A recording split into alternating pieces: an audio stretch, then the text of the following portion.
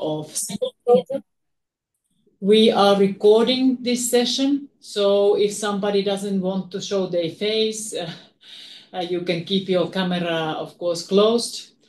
And we have interpretation in different languages. On a l'interprétation en français et espagnol also. So please feel free to express yourself in the language of your preference. I will continue speaking in English. And for those of you who don't know me, I'm Katja Vuori, CEO of AgriCord, based here in Brussels in AgriCord Secretariat. And it's a great pleasure for me to open this fourth webinar.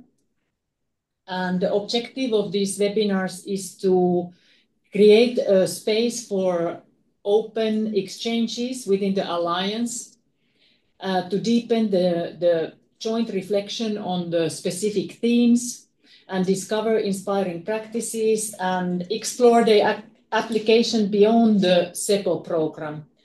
And as said, this is the fourth webinar, and these have been very successful with a lot of participants from the prior ones. There have been over 300 participants in the three webinars that have been held before this. So this confirms that there is a usefulness and a need and relevance for this type of joint learning trajectories. And before we start the real topic, I would like to take this opportunity to give special thanks to Adeline Lom from our French Agri agency FERT, and Frank Philippe from our other Agri agency in France, namely AFDI, and Florian Reiskens from AgriCord Secretariat, who is not with us today, but has been very active in the whole process. Thank you very much for your dedication and efforts. You have really been the pillars on which this webinar series is resting on, and it's very much appreciated that you do this work for the benefit of all of us. And again, welcome to all the participants, and I hope that you have a informative and inspiring session and can also actively participate in the discussions after the presentation. And with this, I will give the floor to Adeline, who will moderate the rest of the session. So Adeline, the floor is yours. Merci Katia. Merci pour cette introduction. Donc effectivement, aujourd'hui, nous allons partager deux expériences, l'expérience de l'ACPF au Burkina Faso et l'expérience de Trias en Équateur.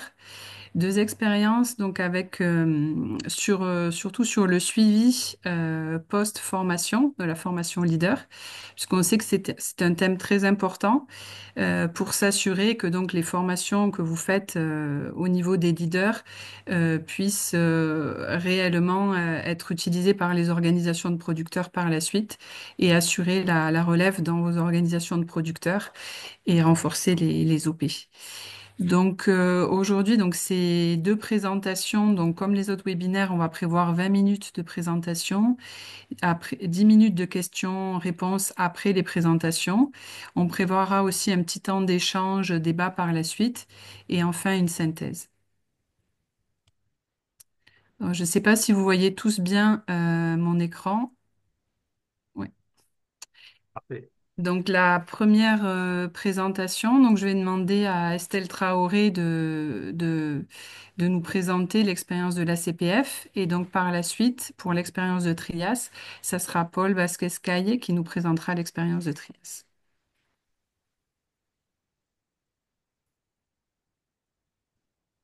Estelle. Hop.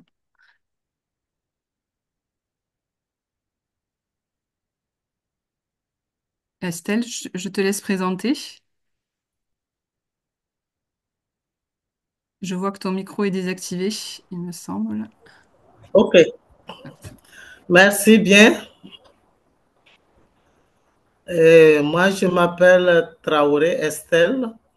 Je suis la chargée de formation et de gestion des connaissances au niveau de la Confédération paysanne du Faso. Et j'ai eu l'insigne honneur de travailler sur le CEPOP, parcours de formation des responsables d'OP. Donc, j'ai le plaisir de vous présenter un peu comment nous faisons le suivi post-formation quand nous mettons en œuvre les formations avec les responsables. OK, on peut aller. Slash. Donc, ma présentation va porter sur 7 points. C'est vrai que c'est 7, mais c'est très court, vous allez l'apercevoir. Il y aura premièrement la présentation de la CPF, ensuite la présentation du dispositif de formation de la CPF, les objectifs de la formation des responsables pour la CPF, le parcours de formation et les résultats que nous avons engrangés. Et on va aller sur le suivi post-formation en vous présentant en sixième étape les étapes et les indicateurs de suivi. Et on va conclure par les enjeux et recommandations. Slash. OK. Comme vous le savez, la Confédération paysanne au CPF en abrégé est une organisation fêtière de 16 membres qui a vu le jour en novembre 2002. Mais en janvier 2019, elle s'est conformée à l'acte uniforme OADA et est devenue une coopérative avec conseil d'administration. Elle se donne pour mission de défendre les intérêts des producteurs, de faire la promotion de l'agriculture familiale et d'influencer les politiques en faveur des exploitations familiales, de faire le renforcement des capacités de ses membres, de développer des services économiques pour ses membres, et elle représente au niveau du pays la profession agricole. Voilà. Pour cela, elle a à son sein des structures spécifiques. Et ces structures spécifiques, il y a le Collège des jeunes qui parle spécifiquement des problèmes des jeunes, le Collège des femmes et le Collège des anciens administrateurs qui participent à l'appui conseil des autres membres. Slide.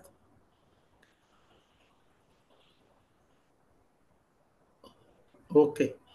Le dispositif de formation de la CPF est composé de thématiques et techniques telles que sur la production, la transformation des produits agricoles, la gestion et sur des thèmes de changement climatique et de genre. Mais nous avons également les thématiques plus politiques qui sont surtout le plaidoyer, le leadership, le suivi des politiques agricoles. Et dans le dispositif pour la mise en œuvre des formations, on a des cadres, il y a les formateurs internes qui sont à l'interne de la CPF, à savoir l'équipe technique ou les élus ou les équipes techniques les animateurs endogènes des OP. Et on fait appel aussi à des formateurs externes qui sont les consultants et autres personnes ressources. Nous utilisons également les cadres spécifiques dont je viens de parler plus haut pour des formations.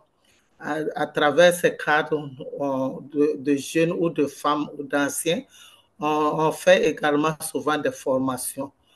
Slide. OK. Quels sont les objectifs poursuivis par la CPF dans la formation des responsables? Nos objectifs sont surtout d'assurer la relève générationnelle, les responsables étant de plus en plus vieillissants, et de renforcer les capacités d'analyse et d'influence des politiques, parce que nous les renforçons pour qu'ils puissent en tout cas interpeller les autorités, et améliorer la gouvernance des OP. Et dans le cadre du CEPOP, on a eu à former, on avait un objectif de 90 apprenants à former, composé de jeunes femmes, de jeunes garçons et de jeunes leaders. Oui, slide. OK. Et ce parcours de formation des responsables comportait 4 modules. Le premier module était sur la connaissance du mouvement paysan. Le deuxième module, la connaissance de l'environnement des exploitations familiales et des OP.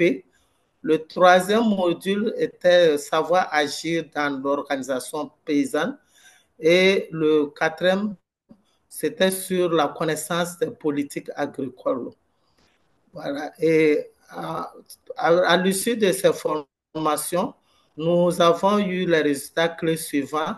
On a, à travers 13 sessions de formation réalisées, les formations sur les modules, et nos prévisions qui étaient de 90 apprenants à former, nous avons pu former 77 apprenants, et dont 52 sont des jeunes de moins de 35 ans. Et nous avons également pu former 26 salariés de nos organisations membres, et nous sommes en cours de coaching de 60 apprenants sur les 77 qui ont suivi les sessions de formation. Slide. En termes de suivi post-formation, qu'est-ce que nous poursuivons comme objectif?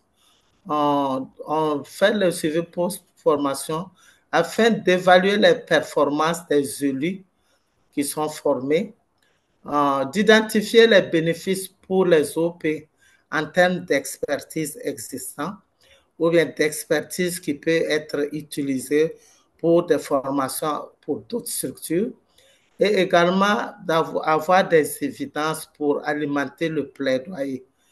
Et les méthodes que nous utilisons dans le suivi post-formation, c'est surtout le suivi des besoins pour pouvoir bien identifier les formations et des compétences également pour voir si les formations données sont bien assimilées. Également, on a une approche, l'approche de coaching mentorat et des évaluations régulières que nous utilisons pour faire le suivi. Slide. Voilà. Pour le suivi post-formation, on a 3 principales étapes. Les 3 principales étapes, on commence d'abord pour le suivi des compétences. Ça se fait avant même la formation. Donc, l'objectif ici, c'est d'élaborer des critères pertinents pour le choix des apprenants et évaluer les niveaux de compétences initiales ou les prérequis de l'apprenant sur le thème de formation, et puis réagissez si de besoin le contenu de la formation au niveau moyen des apprenants. Voilà, ça c'est quand nous faisons le suivi des compétences avant la formation. Et pour faire cela, nous utilisons les outils suivants, c'est des fiches d'auto-évaluation, c'est des grilles de sélection des apprenants et souvent la marque s'il le faut pour le diagnostic. Et ceux qui participent à ce suivi avant la formation, c'est essentiellement souvent l'équipe technique ou un consultant que nous recrutons. Et pour cela, le rôle qu'ils jouent dans ce suivi, c'est vraiment d'élaborer des outils de collecte et de former des animateurs endogènes pour la collecte et les mentors ici également, point focaux pour les collectes, et de les surveiller, de les faire la collecte des données par les animateurs pour qu'on puisse identifier les formations et les prérequis. Voilà. Et en deuxième cas, également, nous faisons des évaluations au niveau à travers des fiches d'auto-évaluation. Et là, nous sommes souvent appuyés par les élus qui jouent un rôle déterminant dans cette phase en collectant les données sur les apprenants afin de pouvoir faire la sélection et en fonction des critères définis. Slide. Slide. Slide. OK. La deuxième étape importante, c'est le suivi des compétences acquises. Ça veut dire que nous sommes déjà dans la formation et on fait cela pour les objectifs suivants, c'est évaluer le degré d'appropriation des connaissances partagées. Et nous utilisons à ce niveau les outils comme les fiches d'évaluation journalière et les fiches d'évaluation finale. Et pour ceux qui interviennent à ce niveau, en tant qu'acteurs, ce sont les formateurs externes, si on les recrute, ou les formateurs internes qui sont au sein de l'OP ou de ces organisations membres. Et pour leur rôle, c'est pouvoir en tout cas faire des évaluations ex ante d'abord, des prérequis en début de session de formation, et afin de mieux affiner la méthodologie. Et pendant la formation, on fait des évaluations journalières permettant d'apprécier le niveau de satisfaction des apprenants sur les séquences dispensées. Et à la fin juste de la formation, on fait une évaluation finale permettant d'apprécier le niveau de satisfaction et le niveau de maîtrise de la thématique. Slide. Et enfin, la troisième étape clé de suivi post-formation, c'est la formation après. C'est le suivi de la formation après, juste à la fin, 6, 12 à 18 mois. Et là, on fait le suivi des compétences acquises. Et l'objectif, c'est de voir comment la connaissance acquise a évolué au niveau de l'apprenant et apprécier les champs d'application ou d'adoption. Et également, on a un objectif qui est de pouvoir avoir les données pour la mobilisation des ressources pour assurer la formation des apprenants. Et à ce niveau, les outils utilisés sont des questionnaires, des fiches de collecte numérique, des grilles d'analyse de données. Et là, on a les acteurs suivants qui s'impliquent. On a d'abord les leaders paysans et les coachs et mentors qui font le suivi de la mise en application pratique des connaissances acquises à travers le mentorat et le coaching de l'apprenant. Ensuite, on a l'équipe technique et les équipes des unions. Là, leur rôle, c'est de la collecte et l'analyse des changements induits, la négociation avec les partenaires et les collaborateurs pour d'éventuels renforcements. Et ensuite, il y a le conseil d'administration qui intervient à ce niveau également pour jouer un rôle de prise de décision pour la reconduction de la formation ou même voir l'orientation de la formation. OK. En termes d'indicateurs de suivi, qu'est-ce que nous faisons? On a essayé d'identifier des étapes et de trouver des indicateurs qu'il faut suivre. Par exemple, pour les indicateurs de suivi avant la formation, on a le score de connaissance de l'apprenant sur la thématique. On a le potentiel des apprenants. Ça veut dire le nombre d'apprenants possibles qui peuvent faire la formation. Et on a le nombre de participants projetés pour la formation que nous collectons.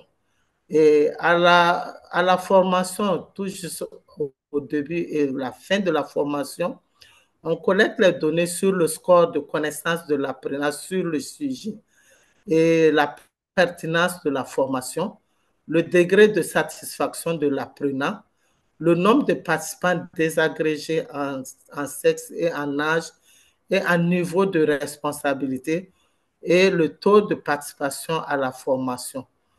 Et pour toujours l'étape après la formation de 1 à 3 mois, par exemple, on essaie de voir les données de suivi sur le changement immédiat intervenu à la suite de la formation. Ça veut dire l'application de la formation, le changement de comportement que l'apprenant même a eu après la formation. Et on fait le niveau de connaissance ou d'aptitude acquise et également le coût moyen de la formation pour l'apprenant afin qu'il puisse mesurer l'efficience de sa formation. Et après la formation, toujours après 6 mois, 3 à 6 mois, on collecte les données sur les changements intermédiaires intervenus après la formation, c'est-à-dire le volume, le revenu, le client, le fournisseur, procès. Quand il a eu la formation, quel changement intervenait à tous ces niveaux, à son niveau. Et on collecte également le pourcentage des personnes formées ayant implémenté la connaissance acquise et le nombre de nouveaux acteurs ayant adopté et pratiqué la formation. C'est les effets indirects. C'est autour de l'apprenant, il y a des gens qui l'ont fait. Et enfin, on collecte les données. Après 6 mois, on collecte les données sur les changements ultimes qui sont intervenus suite à la formation et le taux d'adoption des pratiques partagées.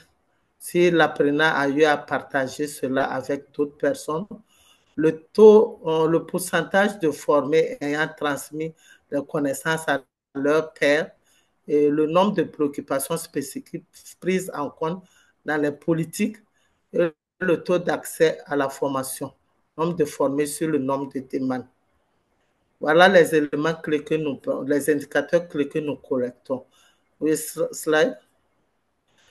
Et en termes de défis, difficultés et recommandations, les difficultés que nous rencontrons dans le suivi post-formation, précisément, c'est l'insécurité qui limite le suivi terrain.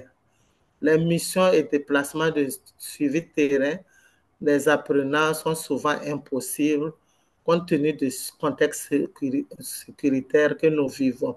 Il y a également les retards enregistrés quelquefois dans la remontée des données de suivi. Si les animateurs doivent collecter, on constate souvent ces retards. Et il y a l'absence d'outils digitaux. Par exemple, les manques de téléphone ou d'ordinateur, le choix limité des outils digitaux et le faible capacité d'utilisation du digital pour les agents collecteurs. Et il y a également la mauvaise connexion que nous vivons. Non seulement les connexions sont souvent en rupture, et le coût de connexion également est élevé. En termes de solutions proposées, nous pensons qu'il faut intégrer les outils numériques et les formations en ligne pour bien rendre le suivi post-formation, renforcer le financement des dispositifs de suivi, parce que souvent, le suivi, le financement est moins évalué. Et également renforcer le suivi par les pairs. Le suivi par les pairs, nous le faisons déjà, mais ça nécessite un renforcement pour pouvoir mieux améliorer cela. Slide. OK. Donc, voilà à peu près ce que je peux présenter sur le suivi post-formation. Je donnerai la parole à un élu qui va faire un témoignage.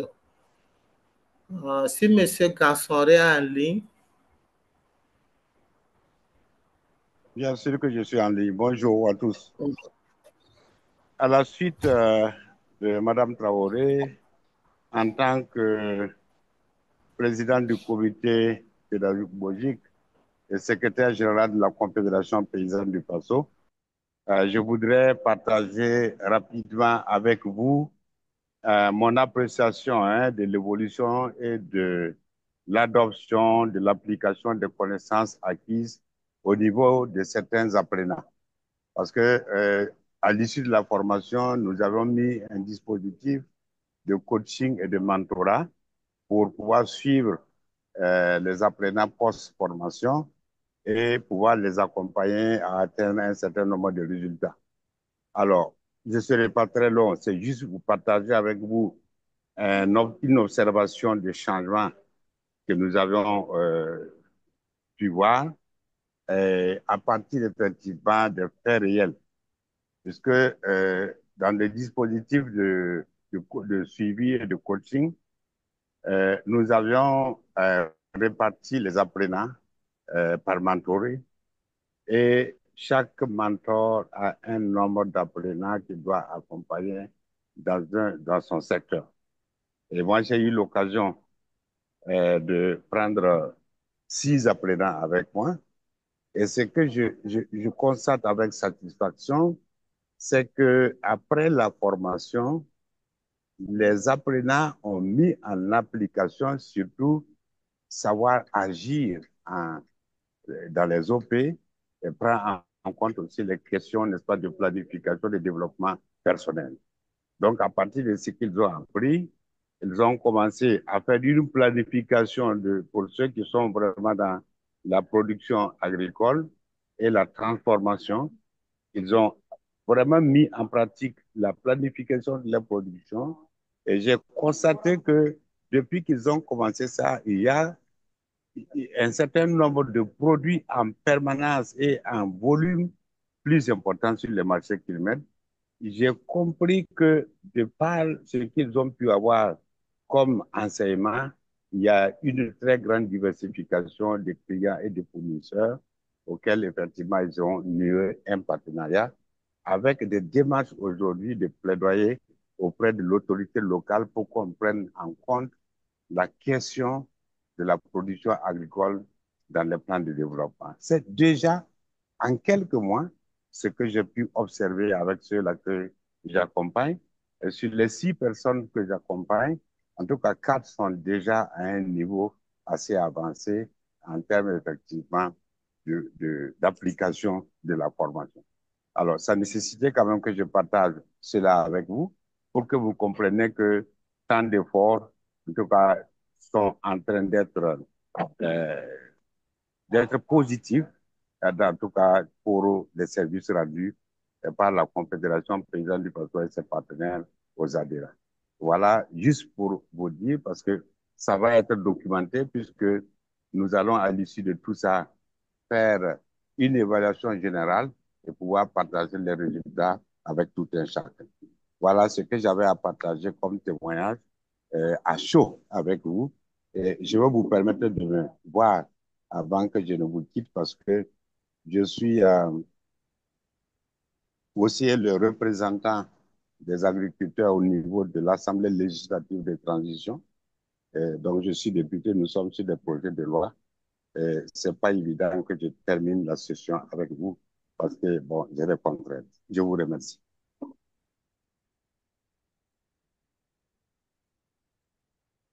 Merci beaucoup à vous pour ce partage d'expérience.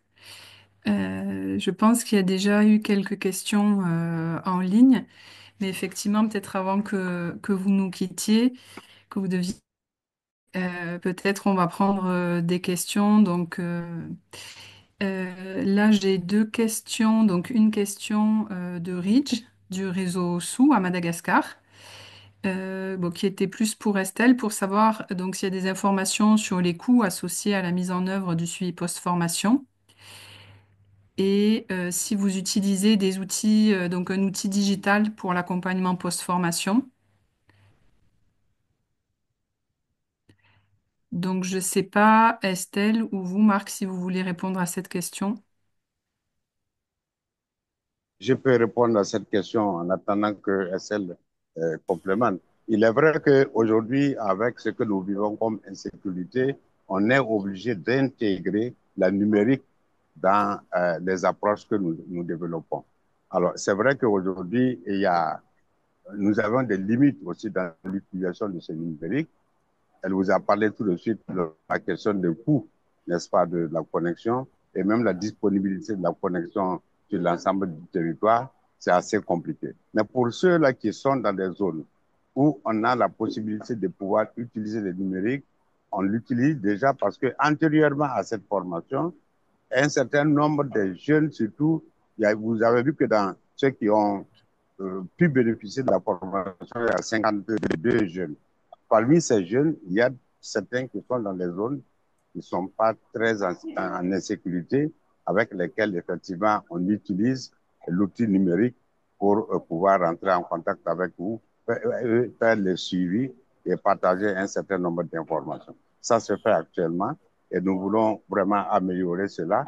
Et ça nous a conduit aussi à rentrer en contact avec d'autres services tels que la Ligue des consommateurs pour vraiment porter notre voix afin que la question de la connexion à Internet soit un peu plus fluide pour que nous puissions travailler au mieux dans des circonstances pareilles. Estelle pourrait compléter, je crois. Ok, ok. Ce que je peux ajouter également à cela, l'utilisation du numérique, du digital dans le suivi post-formation. On avait déjà entrepris un peu l'utilisation de digital à travers l'application Kobo pour collecter les données sur la campagne agricole dans nos zones inaccessibles. Donc, on a un peu vulgarisé dans toutes les zones. Donc, on essaie autant que faire se peut pour utiliser cet outil également pour collecter les données de suivi sur les formations. Et avec le renforcement que nous avons dans le cadre de CEPOP sur l'ingénierie de la formation, nous sommes en train de travailler également pour encore renforcer les points de données à collecter là avec l'outil. Donc, on est en train d'améliorer la maquette de collecte pour prendre en compte non seulement des données que nous n'avons pas pu intégrer et également pour prendre en compte les coûts réels pour pouvoir les estimer. Donc, nous sommes sur ce travail. Par exemple, pour les données de suivi, ça, c'était un peu avancé, mais par rapport aux données sur le coût réel, ça, nous sommes en train de le travailler pour pouvoir le prendre. Et je peux dire que avec la maquette, les essais vont commencer pour pouvoir collecter les informations économiques, non seulement des formations, mais également des suivis, de suivi post-formation. Voilà ce que je peux ajouter par rapport à l'utilisation du digital et sur les cours de formation, de suivi post-formation. Merci. Alors, n'hésitez pas aussi à lever la main si vous avez des questions à poser. Pour l'instant, en attendant, je vais prendre les questions qui sont dans le chat. Mais n'hésitez pas à poser vos questions directement dans le chat ou à lever la main si vous voulez prendre la parole. Donc, on a aussi une question de Féno de l'AFDI à Madagascar pour savoir si les mentors font partie des membres de la CPF ou si c'est des producteurs externes. Et je vais aussi donc donner la question de Moumini en Guinée, qui voudrait également savoir comment sont organisées et réalisées les séances de coaching ou de mentorat après les ateliers de formation. Ok, ok. Bon, les mentors, nous les avons. Il faut dire qu'on a bénéficié déjà d'un programme de mentorat dans les années précédentes qui a permis qu'on ait vraiment plus d'expérience sur ce sujet. Et donc, les mentors, nous les identifions sur la base de critères, bien évidemment, mais en priorité dans les membres de la CPF. La majorité des mentors sont membres de la CPF. Pourquoi cela? Pour leur permettre d'avoir la philosophie, l'idée principale que nous avons dans la dynamique du mentorat. Mais nous n'excluons pas les personnes ressources influentes dans le secteur, dans l'administration en public ou dans d'autres ONG qui sont vraiment des idées sur la production agricole. Mais nous tenons compte des mentors qui ont la philosophie que nous épousons sur la production agricole et sur les exploitations agricoles, afin que l'accompagnement qu'ils doivent donner aux mentorés puisse les servir réellement dans leurs activités de production. Donc, ils sont en majorité membres de la CPF. Voilà. Et la deuxième question, je De n'avais sa- pas bien noté cela, c'était, Oui, de savoir comment se passent les séances de mentorat ou de coaching. OK. Comment c'est organisé? Pour pour l'organisation des séances de mentorat, on a déjà une rencontre, on commence déjà par une rencontre avec les mentors qu'on aura identifiés pour pouvoir avoir une même vision sur le programme de mentorat. Comment ça doit se faire? Le processus, on s'explique le processus ensemble. Et à l'issue de cela, on fait une rencontre avec les mentorés également.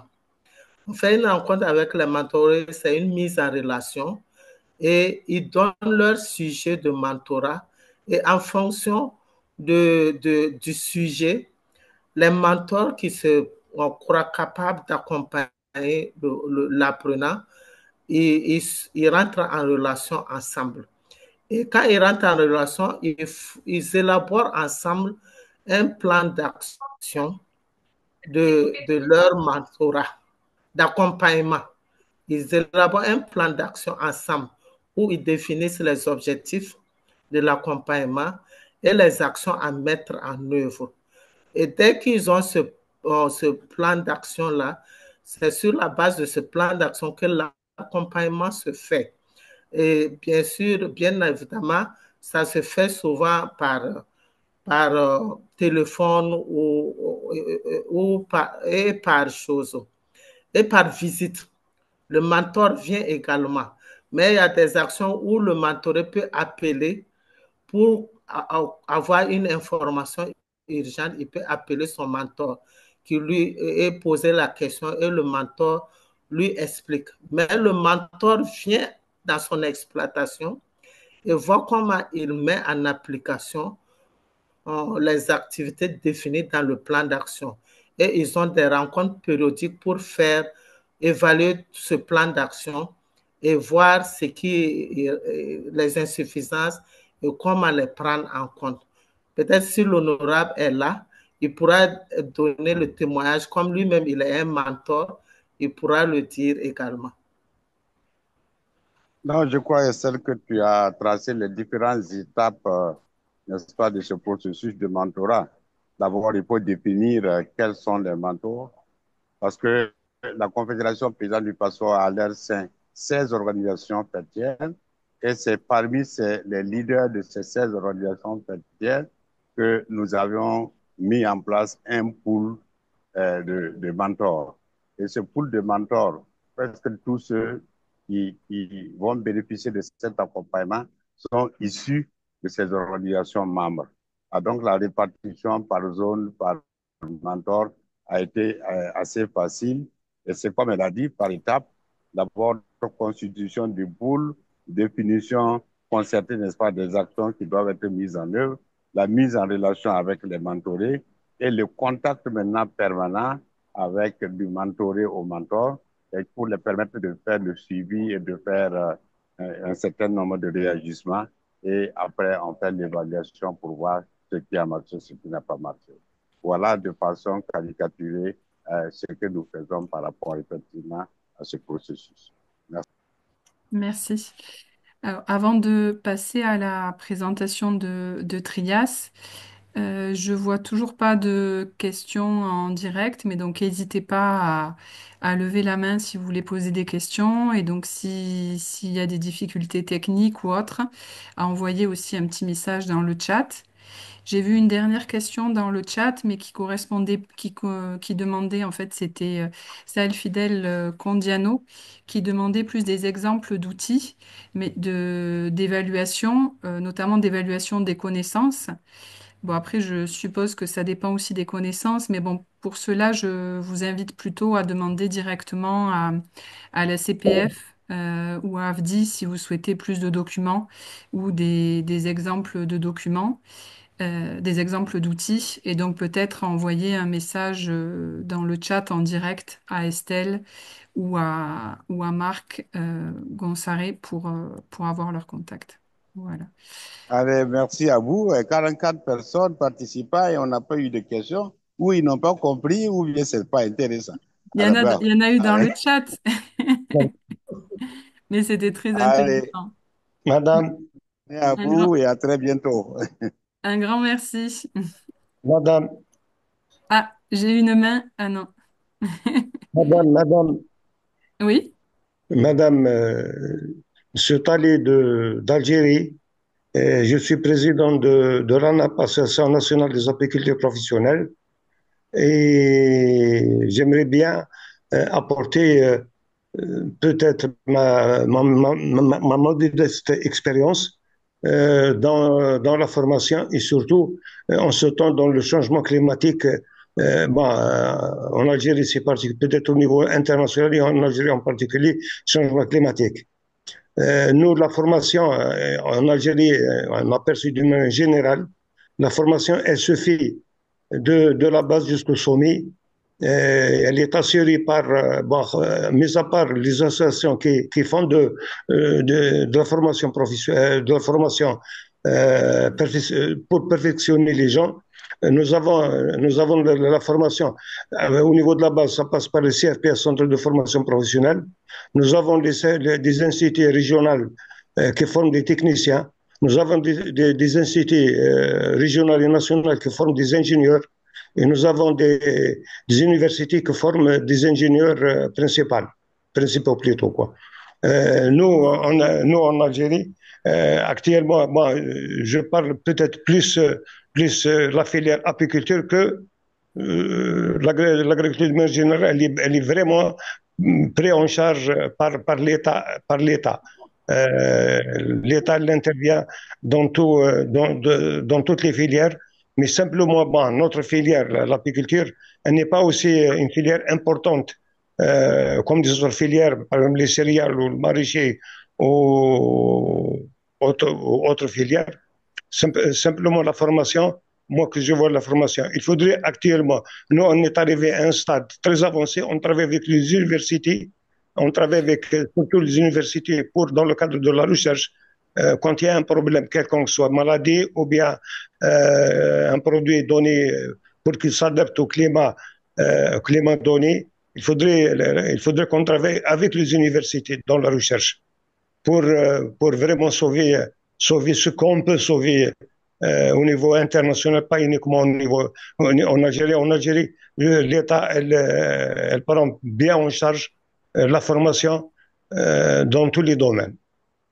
Et si vous avez des questions à poser, je suis à votre disposition et merci de m'avoir donné ce temps.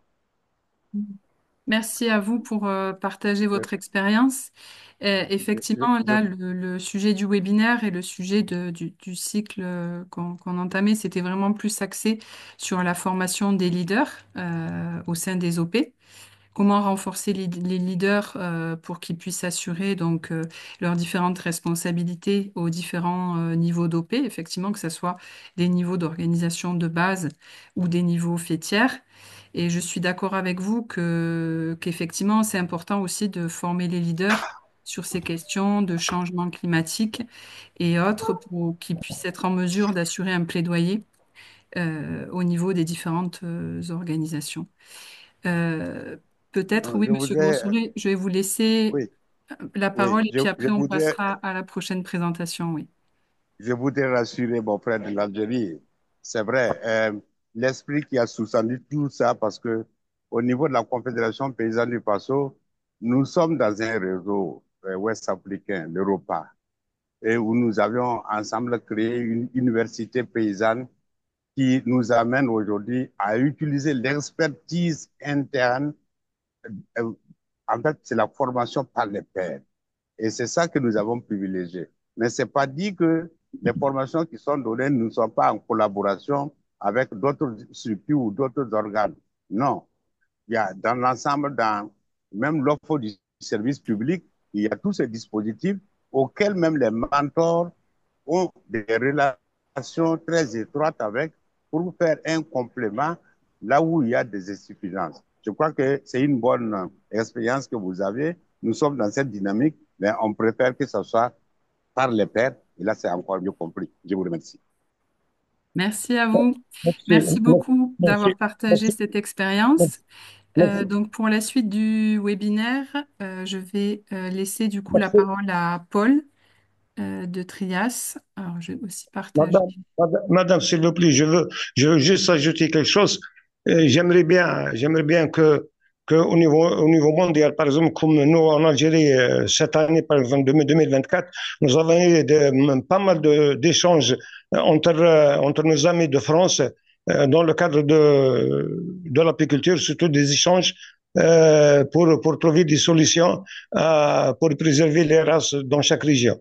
Mais j'aimerais bien que à l'avenir, il faudrait des échanges entre pays et entre des organisations comme ça, on peut avancer.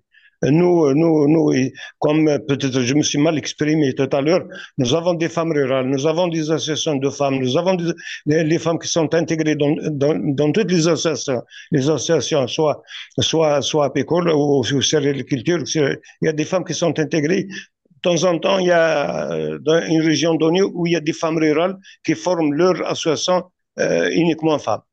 Et je vous remercie. Merci à vous. Donc, je vais laisser la parole à Paul pour pouvoir poursuivre donc euh, hop, alors que je reprenne le partage du diaporama.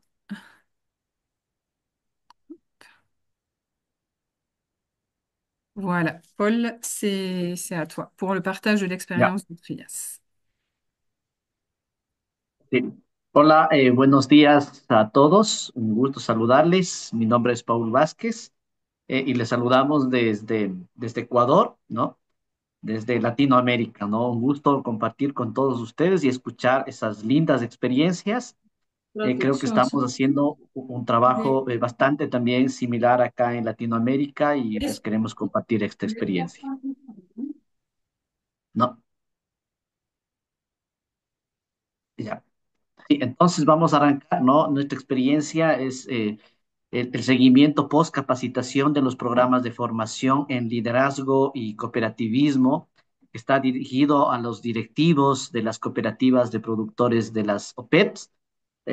Nosotros como Trías estamos trabajando a nivel de Latinoamérica en 3 países, Brasil, Ecuador y Perú. Y hoy les vamos a compartir un poquito más la experiencia en Ecuador, en donde estamos trabajando con organizaciones y cadenas de cacao, ¿no? Con organizaciones en la Amazonía, pero también en la zona andina con productos como la papa, ¿no? Y también la quinoa. Entonces, en función de esto, les vamos a compartir la experiencia. La siguiente lámina, por favor. Sí, entonces dentro de estos programas de formación para nosotros ha sido bastante importante, ¿no? La planificación previa, ¿no?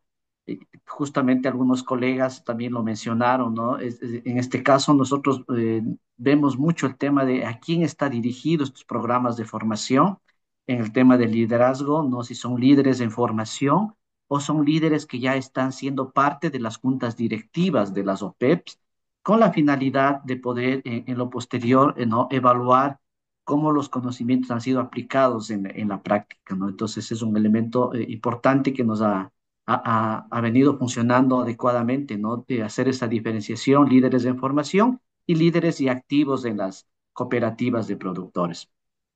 Como Trías estamos aplicando una metodología que es la gestión socioempresarial, ¿no? Sí discutir muchos temas organizativos, pero que estos vayan de la mano de temas empresariales, ¿no? Y esto lo esté claro también los miembros de las juntas directivas en las OPEPs.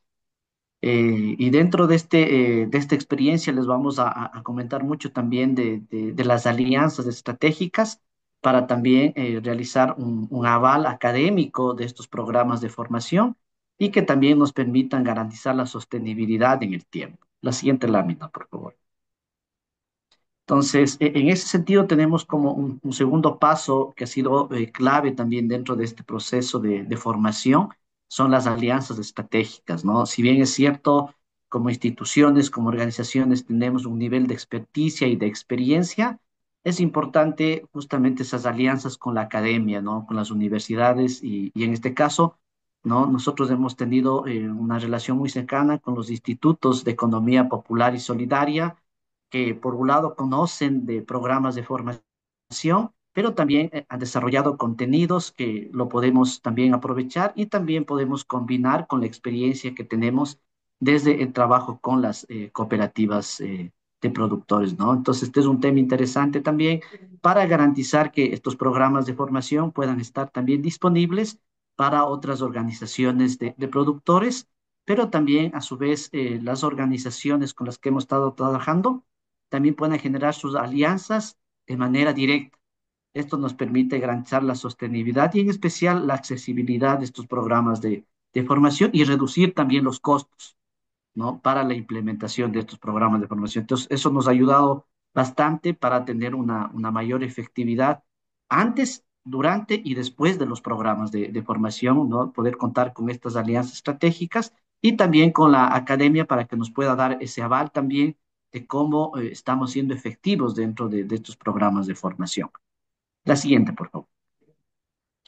Y hablando del tema de la postcapacitación y cómo ha sido el seguimiento luego de la implementación de estos programas de formación, nosotros nos hemos trazado como un objetivo el poder evaluar la aplicación de los aprendizajes y los conocimientos para una mejor gestión de las OPEs, ¿no? Entonces, ha sido súper importante partir desde un proceso de evaluación, ¿no? A través justamente de encuestas para tener ese conocimiento antes y también después de los programas de formación, pero no hacerlo solo, justamente hacerlo a través de esta alianza que tenemos con la academia para que esto pueda también lograr que quede registrado y también para que con los años podamos hacer un comparativo, ¿no? Entonces es un elemento súper importante.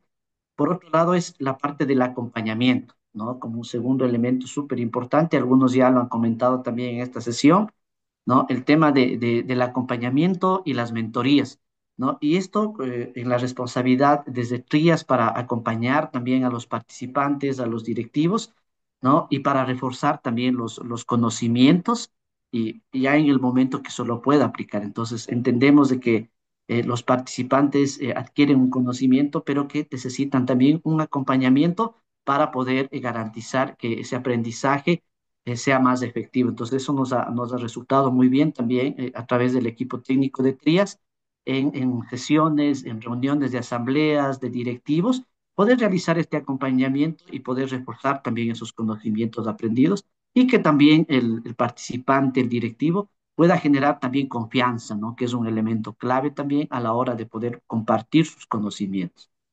El otro elemento clave ha sido también la asignación de recursos. ¿Cómo podemos garantizar también que los participantes de estos programas de formación cuenten con un presupuesto para las sesiones de réplica, ¿no? Cuando pensamos en que estos directivos puedan compartir sus conocimientos, pero también aplicarlos en la práctica. Entonces, en una alianza estratégica con las OPEPs y cooperativas de productores, hemos visto alternativas para que se pueda contar con los recursos para las sesiones de socialización y de réplica de los conocimientos adquiridos en las cooperativas de productores. Eso ha sido también un elemento que nos ha permitido poder garantizar que esos conocimientos puedan ser aplicados en la práctica. Otro elemento importante que nos ha dado resultados también es el intercambio entre pares, ¿no? Si bien es cierto, se involucra a la academia que tiene una metodología de formación, pero consideramos que ese intercambio con otros directivos de otras cooperativas o de otras OPEPs es fundamental para que estos directivos mensajes más efectivos también cuando se comparte desde la práctica y desde la experiencia. Entonces hemos generado también sesiones, ¿no? Para este intercambio entre pares, hemos generado reuniones o encuentros entre directivos, ¿no? En donde se ha podido garantizar este intercambio de aprendizajes, ¿no? Y también los intercambios de experiencias que nos ha ayudado mucho, ¿no? Pero también de poderles dotar de herramientas, ¿no? Si bien es cierto, se llevan los conocimientos, pero que también se lleven herramientas, metodologías para que sea más efectivo la aplicación en la práctica, ¿no? Y en especial el desarrollo de planes estratégicos, planes de negocios, planes organizativos que les permitan también a los directivos poder revisar los contenidos y también luego poderlos poner en práctica. Y finalmente, como decías, aplicamos nuestra metodología que se llama SPIDER, para realizar un seguimiento y una evaluación también de cómo se está aplicando esto a nivel ya de las organizaciones, de las cooperativas, y poder evidenciar también qué tan efectivo también es ya la aplicación de estos conocimientos. La siguiente, por favor.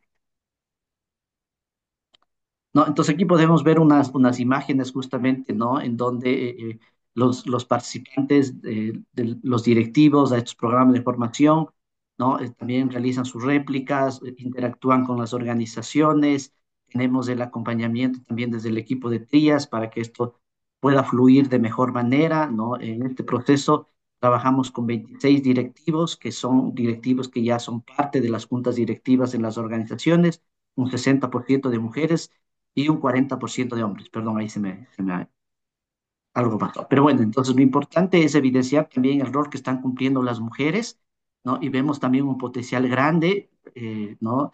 Y el liderazgo que ellos están teniendo en las cooperativas de productores, ¿no? Como trías también buscamos que se generen talleres de Spider, de evaluación, que lo hacemos 2 veces en el año, que es un tema importante, pero ahí hemos visto también un reto, ¿no? Porque no todos los participantes quieren ser evaluados, ¿no? Sino que realmente quieren escuchar que existe un refuerzo, un acompañamiento, ¿no? Entonces eso es un aprendizaje también súper grande al momento también de discutir con los participantes cómo ha sido la aplicación de los conocimientos, ¿no? Entonces, esto nos ha hecho de que tenemos que tomar otras estrategias al momento de poder evaluar también la aplicación de los conocimientos, ¿no? Entonces, como vemos, no hay una sola estrategia que hemos aplicado, hay algunas, una combinación entre mentorías, entre procesos de formación, ¿no? Entre acompañamientos. Entonces, hemos ido buscando algunas estrategias con la finalidad de encontrar diferentes alternativas para que los programas sean más efectivos, ¿no? El siguiente, por favor. Les quería compartir también la aplicación de la metodología Spider, ¿no? Que es una metodología que se aplica para el monitoreo y la evaluación, pero nosotros le hemos estado queriendo dar un peso muy fuerte en temas de seguimiento, ¿no? Y aquí podemos ver justamente cómo vamos midiendo también, en este caso, el liderazgo y la gobernanza en la aplicación de las organizaciones cada año y cómo estos programas de formación están generando un impacto, ¿no? Desde la percepción, ¿no? De los miembros de la organización, de los mismos directivos, y esto nos da como algunos mensajes, ¿no? De cómo podemos seguir mejorando, pero también nos permiten establecer indicadores de mejora continua también dentro de las cooperativas, ¿no? Buscamos que estos procesos sean bastante participativos y que podamos también medir el impacto, ¿no? De liderazgo y la aplicación también de los conocimientos y de la gestión de los directivos. Entonces tenemos reuniones o asambleas con los miembros de las cooperativas en donde a través de diferentes preguntas, ¿no? Vamos generando un espacio de diálogo para poder generar estos análisis y poder también evaluar cómo está mejorando la organización y cómo está contribuyendo estos programas de formación. Aquí podemos ver en este cuadro de acá, ¿no? De que lo hemos ido haciendo desde el 2022 hasta el 2024 y esto lo vamos haciendo en cada una de las OPE, ¿no? Y ese es un elemento importante, ¿no? En donde podemos justamente tener ese análisis de cómo se está aplicando estos conocimientos en la práctica, ¿no? Entonces es una herramienta súper práctica y en especial súper participativa, ¿no? Para los miembros también de las OPEPs. La siguiente, por favor. Y finalmente, las lecciones aprendidas que hemos tenido en estos programas de formación y en especial de postseguimiento ha sido el hecho de poder seleccionar adecuadamente a los participantes y no improvisar la delegación de los participantes, tomarnos un tiempo para determinar quiénes realmente tienen la motivación y las ganas y también tienen una capacidad también de transmitir el conocimiento en la práctica. Es un tema bastante importante para que luego el participante pueda aplicar sus conocimientos, evaluar también los tiempos limitados. Hay varias ONGs y otras instituciones que están desarrollando programas de formación y a veces los participantes están saturados, entonces creemos que ese es un tema importante para definir las metodologías, pero también los tiempos idóneos para poder desarrollar estos programas de formación. Que vemos que hoy los participantes están muy interesados con las certificaciones, en especial los jóvenes, ¿no? Que requieren el aval académico también de estos programas de formación. valoración, que es un tema súper importante. No todas las organizaciones están interesadas en la profesionalización. En nuestro caso hemos visto que un 80% está interesado en que sus socios directivos se profesionalicen, mientras un 20% no tiene un interés tan fuerte. Entonces es un tema importante para asignar también el número de cupos para estos programas de formación. Y la parte de la orientación a través de la metodología Spider, donde buscamos no hablar de evaluación, sino también de un seguimiento y acompañamiento, pero sí de tener datos e información, ¿no? Que nos permita también poder evaluar el impacto que tienen estos programas de formación y en especial la aplicabilidad. Y un elemento importante como garantizar la sostenibilidad de estos programas de formación que muchas veces son costosos. Entonces ahí las alianzas estratégicas son claves y en especial para garantizar que los contenidos y las metodologías no se pierdan y que puedan seguir siendo transmitidas a otras organizaciones a través de las universidades, institutos de investigación, ¿no? Eso es nuestra experiencia. La siguiente, por favor. Entonces tenemos también hoy nos acompaña Juan Carlos García, justamente es un joven directivo que ha venido dentro de estos procesos, ¿no? Y representa una organización de productores de cacao, que es una de las principales en Ecuador, ¿no? Que nos va a comentar también su testimonio de vida con estos programas. Por favor, Juan Carlos.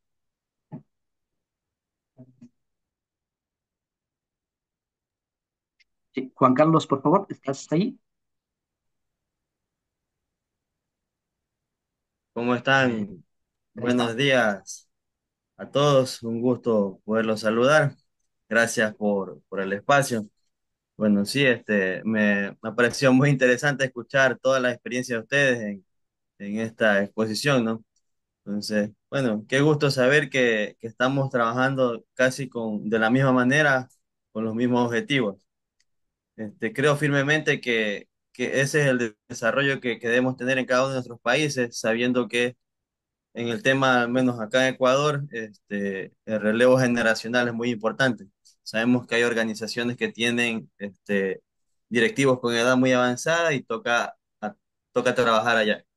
Entonces, eso es lo que se estaba haciendo en estos años con estos programas de formación. Justamente vi que en la lámina acá del ingeniero Paul estaba la lámina del ISTEPS. Yo ahí podría contar una experiencia muy importante al decir que mi primera experiencia con Trias fue justamente por ser hijo de un productor, estar afiliado a una asociación de base. Me llamaron a que me acerque a ser parte de este programa de formación y fue ahí donde me llené de valor y aprendizaje para poder seguir.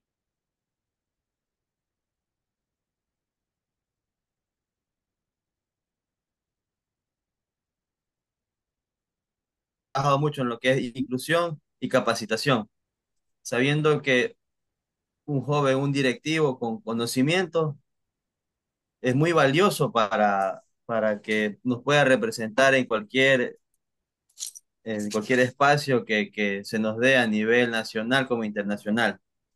Es clave el acompañamiento, si siempre está cerca con la evaluación, aunque a veces hay resistencia, a veces algunos no queremos ser evaluados, pero bueno, la evaluación es importante para saber en qué momento corregir y atacar ese espacio para poderlo solventar y que así se vayan llenando de más conocimiento. El intercambio de experiencias, no solo a nivel interno, sino también a nivel internacional, es importante, sabiendo que así como en otros países como Dominicana, Ghana, bueno, algunos países tienen su forma de trabajar, a veces ese intercambio hace que nos complementemos y eso para nosotros es muy importante. No también decirles que dentro de todos estos talleres es importante siempre estar con las nuevos desafíos que se vienen. Por ejemplo, en este caso, para nosotros como UNOCASE, un desafío fuerte ha sido las nuevas normativas, la debida diligencia, la nueva normativa 848, en donde justamente hemos terminado un diplomado, una capacitación en estrategias sostenibles y regulaciones para la exportación de cacao para estar preparados con todo el equipo técnico y nuestros productores para poder cumplir con las necesidades de nuestros clientes y así poder seguir en la exportación para seguir beneficiando a todos nuestros productores. Eso, si tienen alguna pregunta o quisiera que les cuente algo más, con todo gusto, aquí estamos. Sí. Eso sería todo. Muchas gracias a Juan Carlos y si hay alguna inquietud nos la hacen llegar. Ya, un saludo. Merci beaucoup à Paul et Juan Carlos pour ce témoignage très intéressant. Alors, je vois qu'il y a également quelques questions dans le chat. Donc, une question de Sao du réseau SOU. D'après votre expérience, qu'est-ce qui justifie que les bénéficiaires ne veulent pas être évalués, être suivis ou évalués? Qu'est-ce qui justifie qu'ils aient des difficultés à se faire évaluer?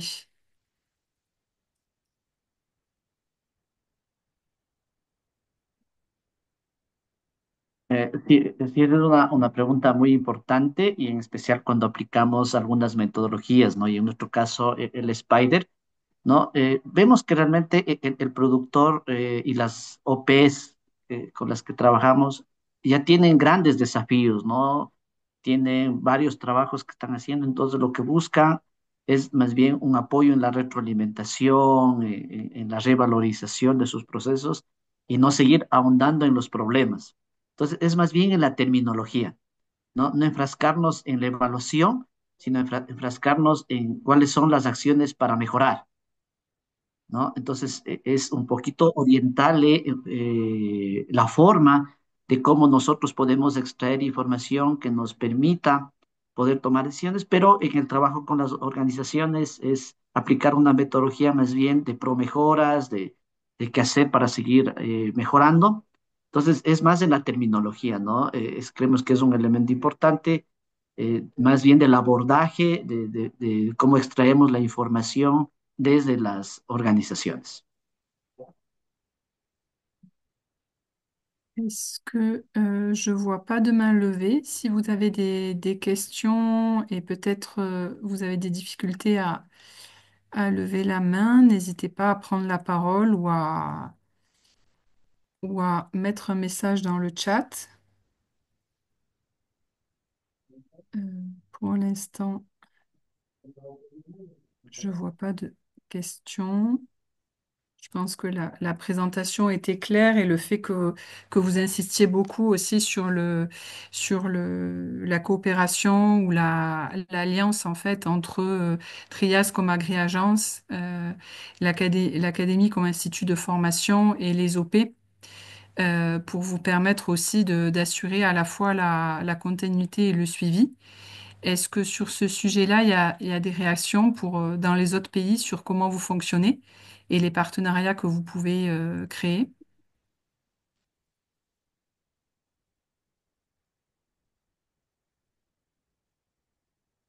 Peut-être, Estelle, si sur ce sujet, donc vous êtes une fêtière d'organisation, mais tout à l'heure, vous avez aussi indiqué que vous travaillez aussi avec... ah ben justement, Estelle, je pense que tu peux prendre la parole effectivement sur ces alliances stratégiques des précisions à Paul, mais si tu peux expliquer, oui. Ok. En effet, nous, comme l'a dit l'honorable, pour la formation, nous mettons plutôt sur l'approche université paysanne qui permet de valoriser les savoir-faire internes, locaux des producteurs.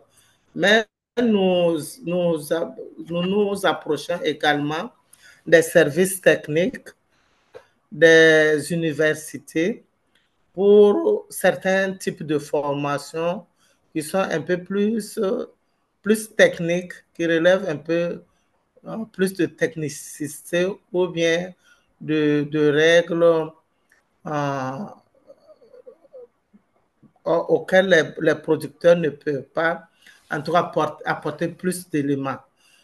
Sinon, les alliances stratégiques, en tout cas, on les utilise et on travaille plus avec les, les producteurs même qui ont vraiment une bonne appréhension de ce qu'ils veulent comprendre et pouvoir mieux faire.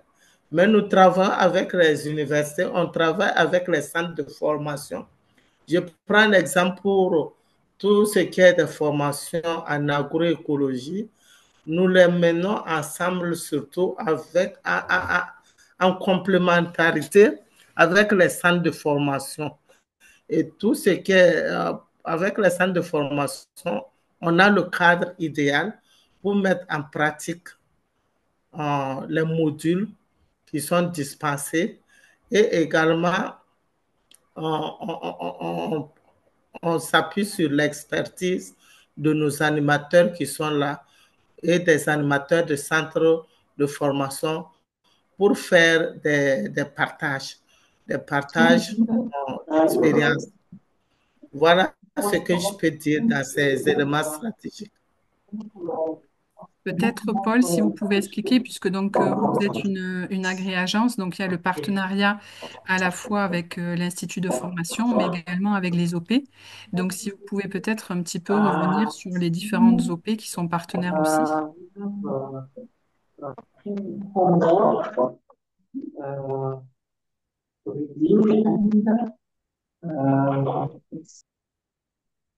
Ya, ahí creo que ya.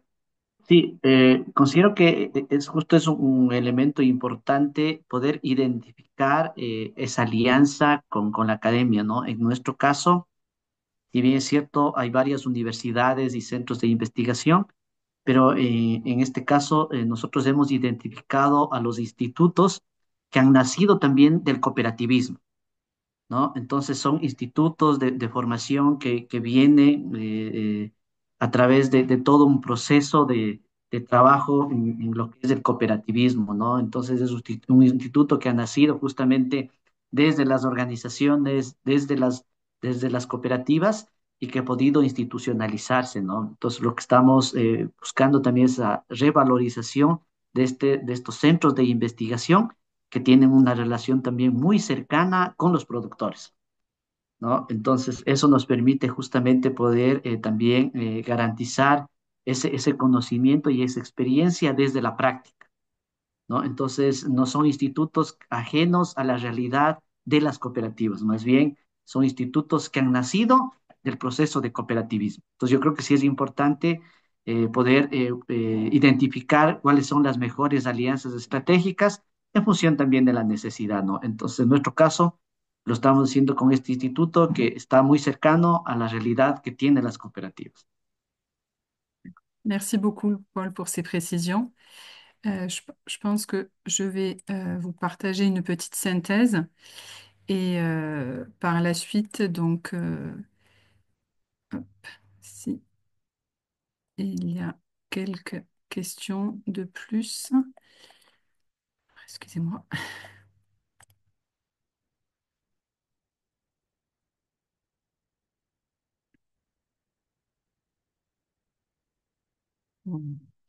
Donc effectivement, en synthèse de ce webinaire, donc je remercie encore les intervenants de la CPF et de Trias. Donc nous avons pu voir deux expériences. Une première au Burkina Faso dans un contexte d'insécurité, donc de voir comment assurer le suivi post-formation des leaders formés. Et à travers notamment tout le réseau de mentorat. Et en Équateur, donc avec ce partenariat entre Trias, l'Institut technique de formation et également les organisations de producteurs pour assurer la formation des leaders, le suivi et s'assurer donc de la durabilité des dispositifs.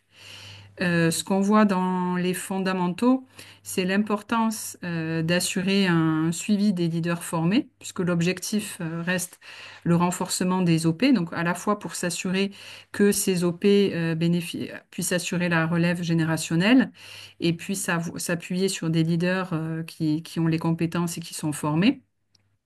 Et donc aussi, on l'a vu à plusieurs reprises, l'importance de pouvoir assurer ce suivi et de pouvoir évaluer les compétences même en amont de la formation pour d'abord avoir des formations qui sont bien adaptées aux besoins de ces leaders, mais également pour avoir des leaders dont on sait qu'ils sont proches des OP et qui vont pouvoir évoluer au sein des organisations de producteurs. Donc l'importance aussi de mobiliser les pairs, de mobiliser des leaders d'OP pour pouvoir accompagner et suivre les jeunes leaders. Et donc, encore une fois, ce souci et l'importance de mettre en place des dispositifs de formation et de suivi qui soient durables, donc à travers ces alliances stratégiques et qui puissent répondre aux besoins du terrain, puisque on sait bien que ces besoins évoluent au cours du temps et que les besoins en formation des leaders évoluent. Donc, il faut que la formation puisse constamment aussi s'adapter à ces besoins. Donc, dans les enjeux qu'on a pu voir également, donc comment assurer ce suivi à distance avec des contraintes de déplacement ou parfois aussi de connexion téléphonique ou Internet. Bon, l'importance, on l'a vu aussi quand même de plus en plus de l'utilisation des outils numériques malgré ces contraintes de connexion ou d'Internet. L'importance aussi de bien prendre en compte le financement du suivi. Parce que c'est vrai que souvent dans les financements, on prend en compte la formation, mais il ne faut pas aussi négliger le coût du suivi. Et donc, il faut pouvoir le prendre en compte. Aussi, on a un petit peu échangé autour des outils de suivi et des indicateurs, différents indicateurs de suivi-évaluation. Donc, il faut effectivement bien penser ces outils pour qu'ils puissent être adaptés au contexte et être plus des outils qui nous aident et qui ne soient pas une contrainte pour enseigner les indicateurs et qui puissent aussi bien être adaptés au contexte des organisations. Donc, on l'a vu aussi avec l'expérience de Trias, donc qui a choisi de faire finalement de suivre l'évolution des OP dont les leaders sont formés pour aussi pouvoir suivre justement l'évolution des leaders au sein de ces OP. Et donc, on a également insisté sur le suivi qui ne doit pas être perçu comme une évaluation par les leaders, mais bien comme un moyen de mieux identifier les besoins en formation et de pouvoir renforcer les dispositifs au sein des organisations de producteurs. Est-ce que sur cette petite synthèse, vous avez quelques réactions?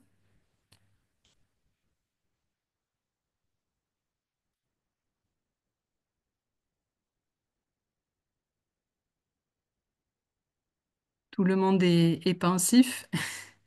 Si, euh, je pense que Agricord. No, first of all, thank you very much for really very interesting presentations and also excellent summary by Arlen. And just a comment that I really like this, that there's this emphasis also to remind people that to do this kind of monitoring, it costs, and that it's also some good reminder for us here in the Secretariat, because we are often in touch with the donors, to remind them that if you want to do things properly and do the follow-up that is needed, that it's not for free and it requires budget and it requires staff time, and that we should defend this this type of costs also in all the budgets that we present. So thank you very much for this this emphasis also that sometimes gets forgotten. Merci Katia. Est-ce qu'il y a d'autres... je pense que s'il n'y a pas d'autres réactions, on va arriver à la conclusion de ce webinaire. Donc, je pense que je vais vous laisser conclure. Je vais partager les dernières slides également.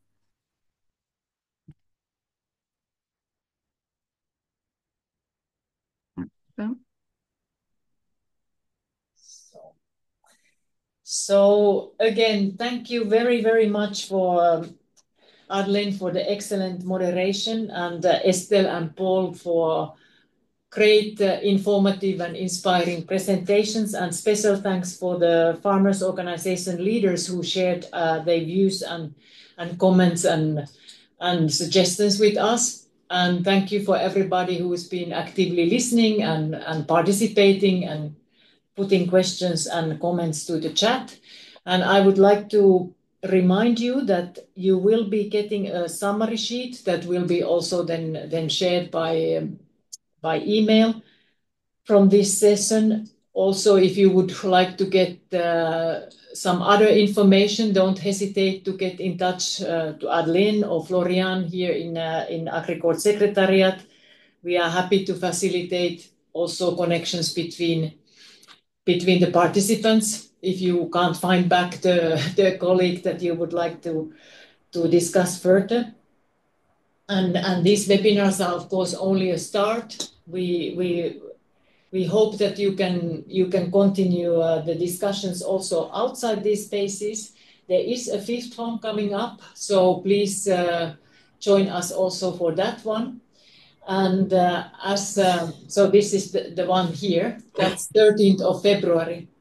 So it's around the how to finance the farm organizations, how to really move towards financial autonomy, and what kind of accompanying farm organizations need in these efforts and trajectories.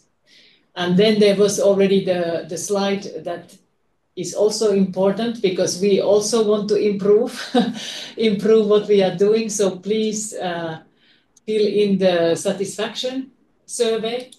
So that gives us elements and suggestions how we can do even better.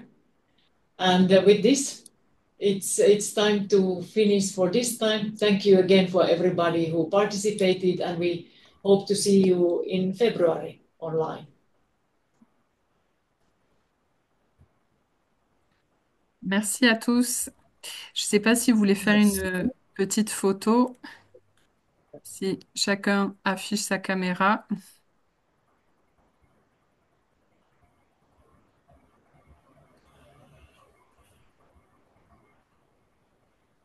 Si vous voulez bien activer votre caméra.